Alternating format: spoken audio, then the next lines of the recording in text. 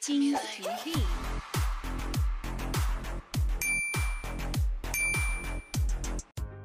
Good morning guys! Shout out. Ito na po yung 4th batch ng aking mga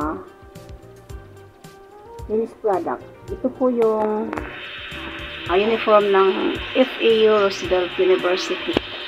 Yan guys, isa po itong school dito na kilala guys sa Maynila. Ayan.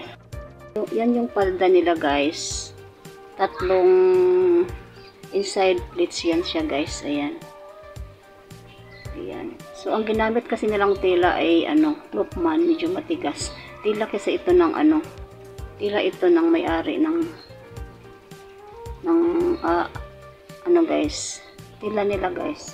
Sila ang bumiling tela. Kasi pag ako ang masunod, ayoko ng ganyang tela. Naninigas siya guys oh. Ayan. Naninigas siya.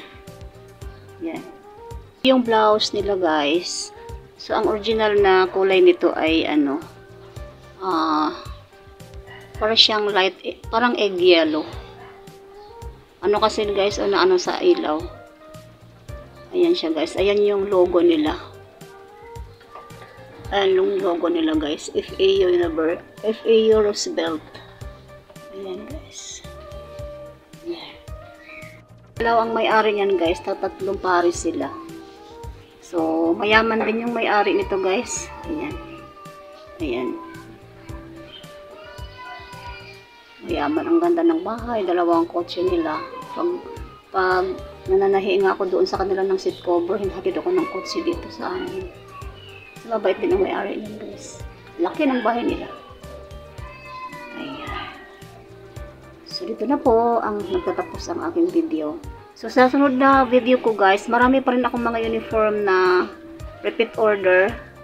Yung aking mga public school. May mga pantalon pa rin ako. Naghihintay ang aking mga gwardiya guys. Ayan. Meron na akong mga nakasalang na gwardiya. Hinihintay na lang yung tela. So, this is for today guys. Bye-bye.